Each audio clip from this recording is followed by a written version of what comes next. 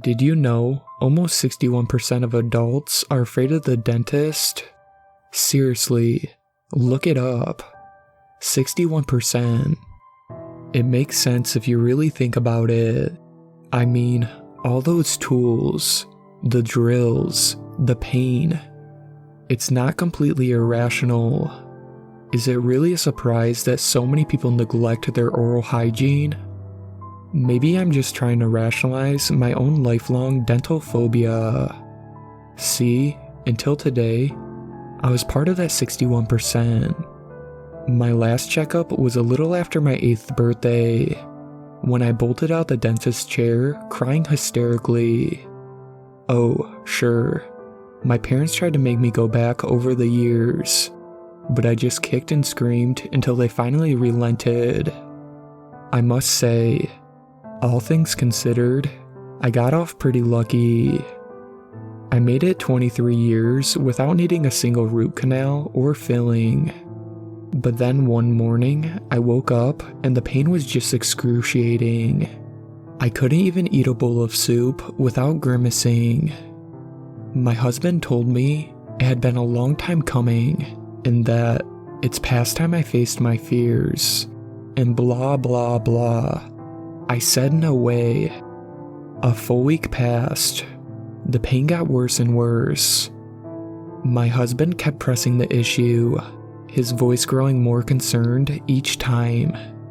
I had half a mind to start a big row over it, but in the end, I had to admit, he was right. It was time to bite the bullet. He'd taken the liberty of finding a practice that specialized in treating anxious patients. I was too scared to make the call, so he did it for me. And wouldn't you know it, they'd had a last-minute cancellation and could see me right away. My husband drove us straight there. The clinic was in a 2-story brick building with 5 concrete steps leading up to its front doors. Inside, there was a long L-shaped counter along with 6 plastic chairs and a white table covered with old magazines. A receptionist with long brown hair, pulled into a tight bun, asked for my details while typing away at her computer. There was something about her voice that made me stop and look at her. Something odd. As I gave her a long, penetrating stare, she just smiled and typed. Eventually, I sighed and told myself it was just my imagination. I sat at the far end of the room, taking short, desperate inhales.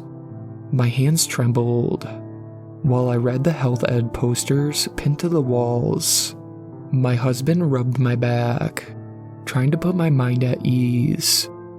At one point, a lady in blue scrubs appeared and handed the receptionist a clipboard. Then the two of them chatted about the weather. The lady's voice had the same odd quality as the receptionist. My gut told me something wasn't right. It told me if I had any sense, I would get up, leave, and never come back. But I chalked those impulses up to nerves and picked up a magazine instead. A few minutes later, the phone rang. The receptionist said, "Okay," hung up. It told me to go through the door at the end of the hall. I stood up slowly, refusing to let my husband nudge me forward. The receptionist picked up the phone and spoke in a low voice. I heard shoes squeaking against the tiled floor, then a tall, bespectacled man appeared. He gave me an inviting smile. "I won't bite if you don't," he laughed. "Pleased to meet you. I'm Dr. Johnson. I'll be performing your checkup this afternoon. Come on in so I can take a look at you." I stood motionless. Dr. Johnson crossed the reception, touched me on the elbow, and led me into the hall. My husband came forward as if to follow us, but Dr. Johnson held out a hand. "It'll be much easier if you wait here. I know it sounds a little counterintuitive, but trust me, she is in good hands. I won Dentist of the Year last year. Even got the plaque to prove it." He laughed, and nudged me in the ribs. I got 1,000,000 of them. Are you okay with that, honey? My husband asked. I nodded, just wanting to get the whole thing over and done as quickly as possible. Dr. Johnson led me past several open doorways, towards a room lined with white cabinets. A blue foam chair occupied the central space. He took my coat and asked me to have a seat. When I hesitated, he placed a hand on the small of my back, in a reassuring sort of gesture, and guided me towards the chair. With a deep sigh, I laid back. He gave my shoulder a gentle squeeze. Now there's absolutely nothing to worry about. We'll take things nice and slow. Try to take a few deep breaths. He flicked a button beside the chair, a motor whirred to life, causing me to give up a sudden yelp. Nothing to worry about, he said, just a chair tilting back. I should have told you to brace yourself, huh? He laughed again. The voice in the back of my head was still screaming. Something's wrong here. But I found Dr. Johnson's corny dad jokes disarming and dismissed the idea. Say, ah, for me. I frowned down at my feet while he slipped on a pair of plastic gloves. He wheeled a stool beside the chair, stared at me for several seconds. Now don't you worry. I just need to have a quick look. That's all I'm gonna do. Whenever you're ready, say ah. After a long sigh, I obliged. He prodded around with his explorer, nodding every now and then. When he tapped the left side of my mouth, I clenched my fist and distorted my face. He pulled away. You need a filling, and not the chocolate kind. A filling?